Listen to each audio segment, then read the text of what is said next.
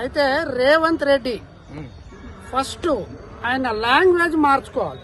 రేవంత్ రెడ్డి ఏదో అడ్డకాడ తాపి మేస్త్రి దగ్గర కూలీకి పోయే వాళ్ళు మాట్లాడినట్టు చిల్లర మాటలు మానేసుకోవాలి. ఎందుకంటే ఆయన ఒక కాంగ్రెస్ పార్టీకే కాదు, తెలంగాణ రాష్ట్రంలో ప్రతి ఒక్క మానవునికి ప్రతి ఒక్కరికి ఆయన ముఖ్యమంత్రి కాబట్టి ఆ స్థాయికి తగ్గట్టే మాట్లాడేది.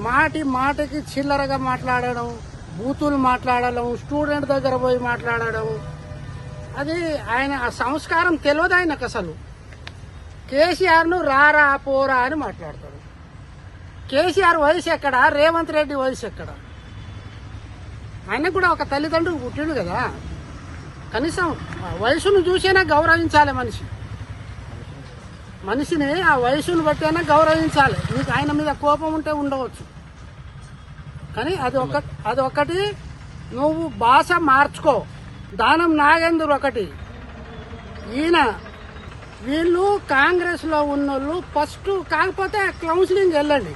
ఎక్కడన్నా మాట్లాడే భాష మాట్లాడే కౌన్సిలింగ్ ఎవరైనా ఇస్తే మీరు మాట్లాడి నేర్చుకోవాలి.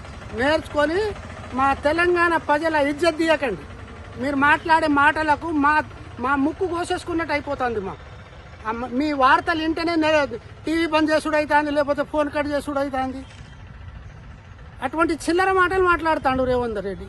తెలంగాణ జాతి గౌరవం మొత్తం మట్టిలో కలిసేస్తాడు ఆయన. ఫస్ట్ మాట్లాడడం నేర్చుకో రేవంత్ రెడ్డి. నువ్వు నేను లంబడోని, నేను మామూలు వ్యవసాయ కుటుంబానికి చెందినోని.